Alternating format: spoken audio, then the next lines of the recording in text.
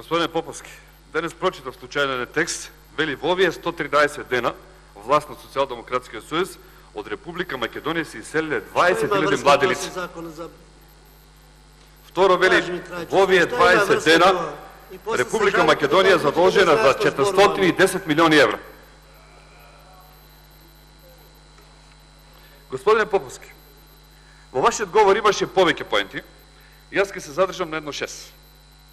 Потребата од унапредување на јазикот на малцинствата, реагиравте на начинот на донесување на овој закон, односно постапката, укажавте на последиците од овој предлог закон, поделбата, поставивте прашање дали ова конечно ќе го реши јазичниот јас во Република Македонија, дали се отварат и други постапки, впрочем и господинот Тунтевски кажа дека има други барања надвор, веќе законот не е поминат, а веќе се барат и други барања, финансиските последици во однос на оно што следува како постзаконски кога се донесе и предизборната приказна на овој закон.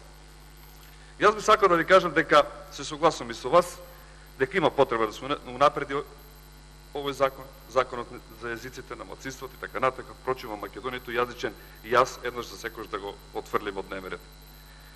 Но реагирате и на суштинските грешки во самиот текст, велите дека на предлог законот и техничките 14 грешки точно наброи како што ги решиле. Меѓутоа, нити јас, нити било кој од партичката група до сега, сакам да напоменам, дека не сме реагирали, нити од коалицијата за подобра Македонија, дека има било како проблеми, дека треба ово да се реши. Така да тука треба да го расчистиме. И дека треба да има отворена дебата за решавање на овој проблем. Реагиравме на повеќе работи, на неуставноста на овој закон, на злоупотребата на европското знаменце, зошто таа матична комисија политички систем не го прифати, не го решаваше прво. Реагиравме на нетранспарентност на донесување на овој закон. Реагираме на изолирање на останатите етнички заедници. Реагираме на прекршување на постапката на донесување на овој закон. Вие многу убаво тоа го објасните со сета таа работа. Мене ме загрижува понатаму. Дали тука ќе застане приказната со јазиците? Вие велите условно дека во еден период од 10 години на секои 3 години во просек имаме измена.